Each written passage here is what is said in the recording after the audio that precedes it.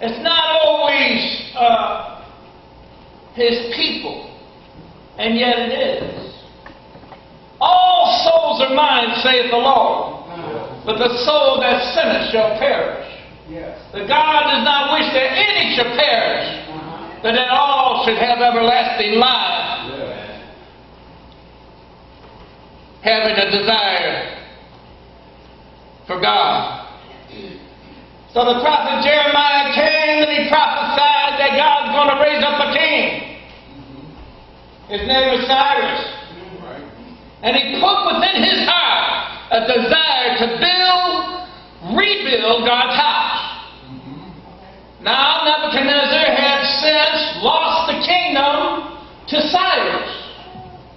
Now Cyrus was king, and he had a desire to build God a house in Jerusalem. God raised him up, gave him rulership over all the nations of the known world.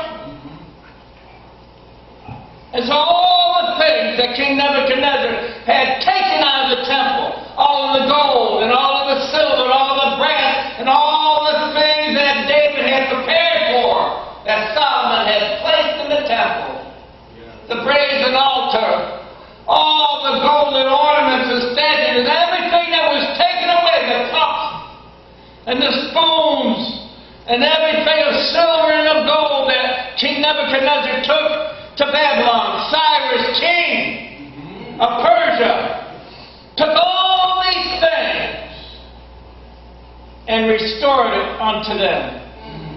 And he called for the governor of Judah, Zerubbabel, and gave him papers saying that he could return unto Jerusalem and rebuild the foundation, to build the temple. And he gave him money for timber.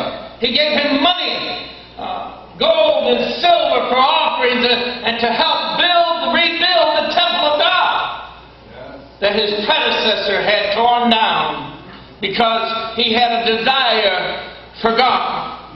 He had a desire to do what God had told him to do, even though he wasn't Jewish, even though he wasn't his people, yet he was his creation.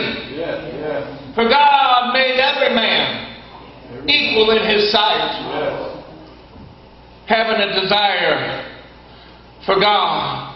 So in 21 years it took them to build the temple of God in Jerusalem. 21 years. And by the time we're getting here now of Nehemiah, 71 years have passed since the temple was built. 71 years. And he hears that the walls of the city are yet torn down. That the people are in poverty. That they're in reproach. That the nations around them are tormenting them because they have nothing. And they fought with them, with lawyers, and sending petitions to the new king of Persia. You remember him, the times of Esther and Hazasaurus. His real name was Xerxes. That from Darius, he gave the kingdom.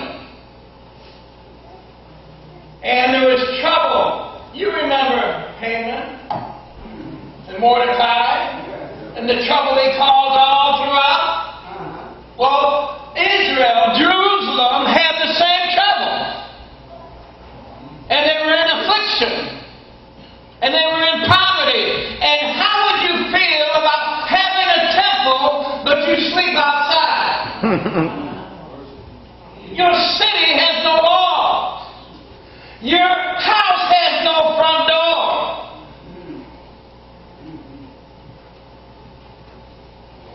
Would you feel secure? And yet this was Jerusalem. And when Nehemiah heard it, he prayed. Now it says in the month of Kislev he heard his brother had come with some other men from Jerusalem. And he asked,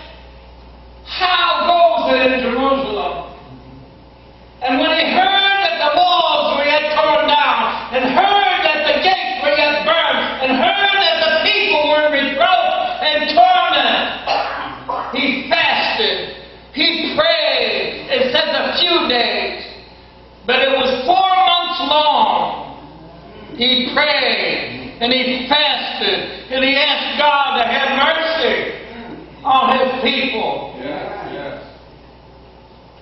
When God gives a word, he stands by that word. And he says to all of his people on today, if my people that are called by my name shall humble themselves, pray, seek my face, turn from their wicked ways, then will I hear from heaven, and then will I heal their land. 4 months there, Nehemiah prayed and asked the God of heaven to help him, because he had a desire for God.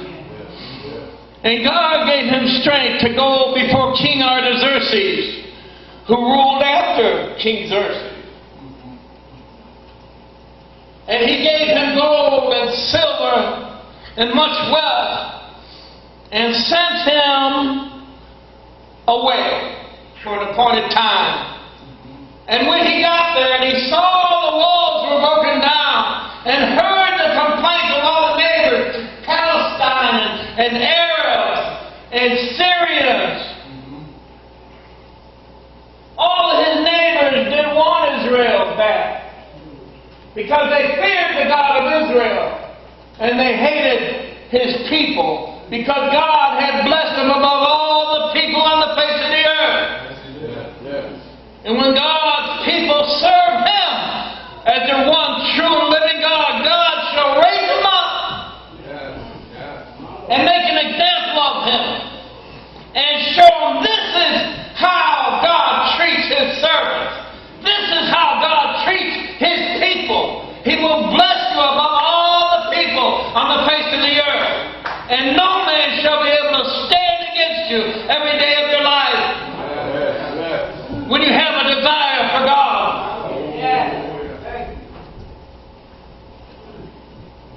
Nehemiah had gone and had to fight. He had to build and he had to fight. Each man that worked on the building, raising up the walls, not only worked with their hands and their tools, but they also had a sword by their side.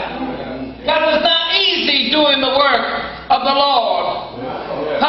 You got to fight sometimes when you're working for the Lord. When the Lord tells you to do something,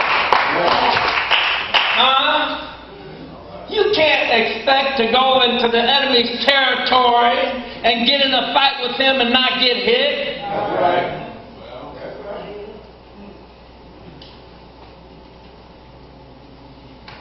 But trouble comes, and you find yourself in a fight just trying to do what God told you to do. Just trying to do what you feel God is leading you to do. Just trying to work for the Lord. Just trying to please God. Having a desire for God. And yet now you have to fight also. Because the world won't let you. They don't want you to get away with serving your God. They don't want you to be blessed of God. Your own family fights against you. The high priest had a relative that was fighting against them and sending letters to the king of Persia against them. The very priest's relative, because they had disobeyed God. They had married outside of God. That's why the Bible says don't be unequally yoked. Don't be married